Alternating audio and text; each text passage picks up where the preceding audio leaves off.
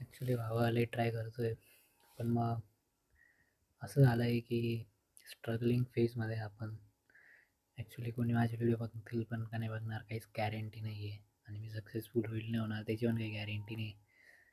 पण I think जर का स्वतःवर आपण काही काम केलं ना, आय थिंक गॅरंटी स्वतःमधून यायला पाहिजे. राईट? की असं पण नाही म्हटलं पाहिजे की भाई तू काही केलंच नाही आणि तू बाहेरून एक गॅरंटी मागू राहिला. जी काही गॅरंटी आहे ती आपल्यामधून येते, बरोबर ना? जसं की आपण जर स्वतःवर काम करतोय, मग ती गॅरंटी आपल्यामधून यायला पाहिजे, राईट? आणि जी काही मधून गॅरंटी आली आहे ती आय थिंक सफिशियंट आहे. ठीक आहे. पण मग आपण जर का त्या गोष्टीवर टिकतच नाही, आपण त्या गोष्टीवर जर का मधूनच पळून जातोय, आपण तेवढा वेळच देत नाही. थोडा वेळ केलं तरी ठीक आहे, पण मग आपण कंटिन्यू त्या फ्लोमध्ये पाहिजे, बरोबर ना? तो फ्लो मेंटेन ठेवायसाठी पण खूपच जास्त कष्ट वगैरे लागतात आणि मधून एक रिफ्रेशमेंट हवीच.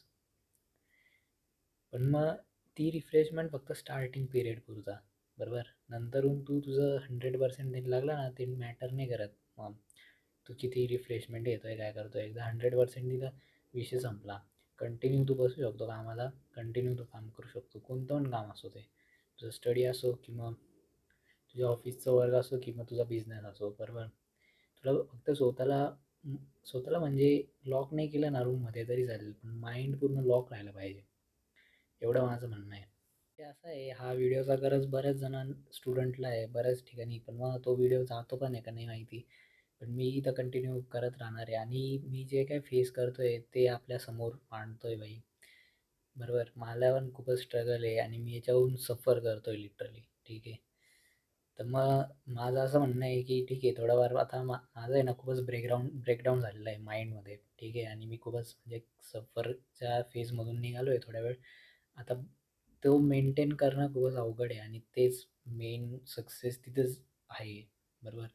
म्हणजे जर मी कंटिन्यू करायला लागलो ना काम आणि ते मेंटेन केलं ना, तर मी सक्सेसफुल आहेच म्हणजे, बरोबर? मग ती गॅरंटी ना आतूनच येते.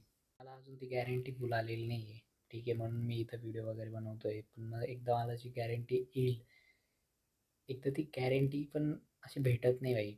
तुला म्हणजे ते तुझ्या वर्कनीच कळेल की तू काय केलंय आणि किती तुझ्यावर स्वतःवर तुझा कॉन्फिडन्स केला पाहिजे. तीच गॅरंटी मेन म्हणजे. तर एवढंच सांगेल, गिव्ह युअर 100% बस.